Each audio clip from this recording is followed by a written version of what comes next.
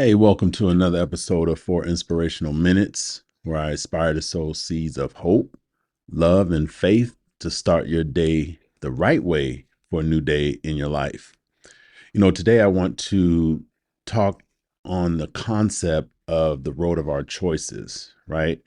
And when I say the road of our choices, this refers to the path that we take in life, which is shaped by our decisions, by our choices, but that each choice we make can either lead us closer to God or further away from Him. You see, and I've learned in my own life that our choices in life are either in God's direction or in the wrong direction. And in the ease of the latter, you see, we may find that the road of our choices is more costly than we are willing to bear, but we will have to pay. There is a cost to bear those choices. And seeing these costs can manifest themselves, whether it be emotional, spiritual, or sometimes even physical burdens that we must carry in life.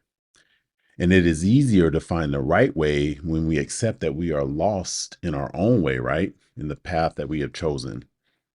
But see, as Jesus came to save the lost, it is up to us to accept when we are lost, right? To accept when we are on the wrong path and to turn and follow Him.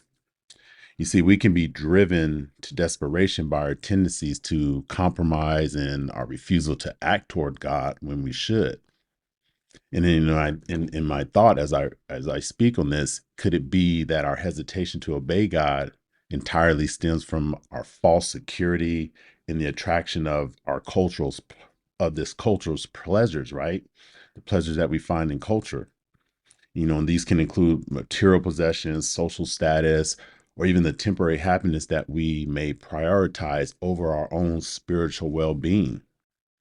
So what we need to do is we need to let go in our lives and to grasp completely to God's way, right? Let go of the ways that we have conditioned ourselves to and grasp completely to God.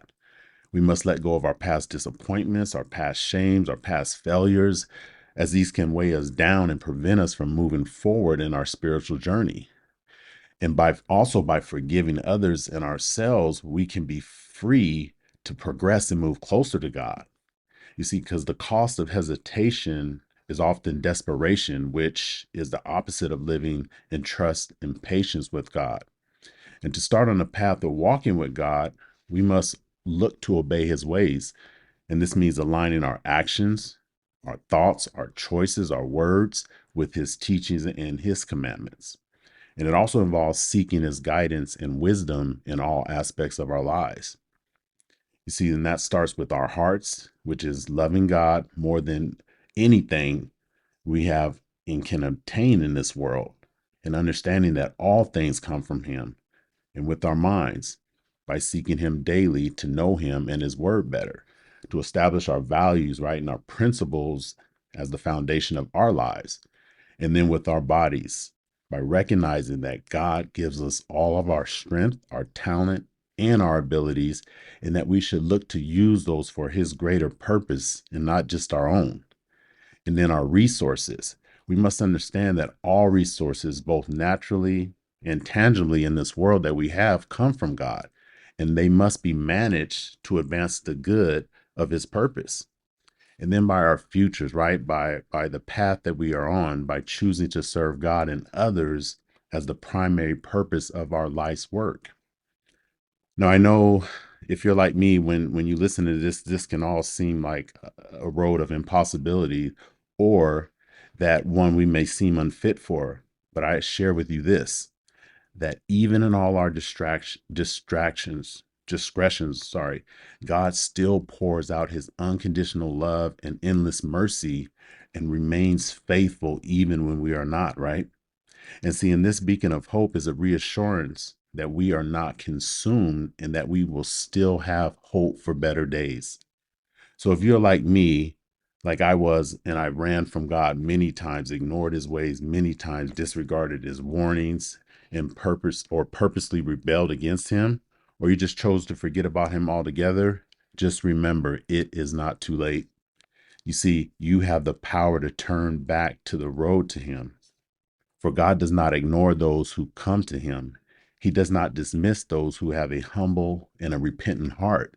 You see, he patiently and faithfully awaits those walking on the road towards him. As it says in Lamentations 3:21 through 23. But this I call to mind, and therefore I have hope. The steadfast love of the Lord never ceases. His mercies never come to an end. They are new every morning. As great is your faithfulness. All right. So in closing, remember that this is the day that the Lord has made, and that is a fact.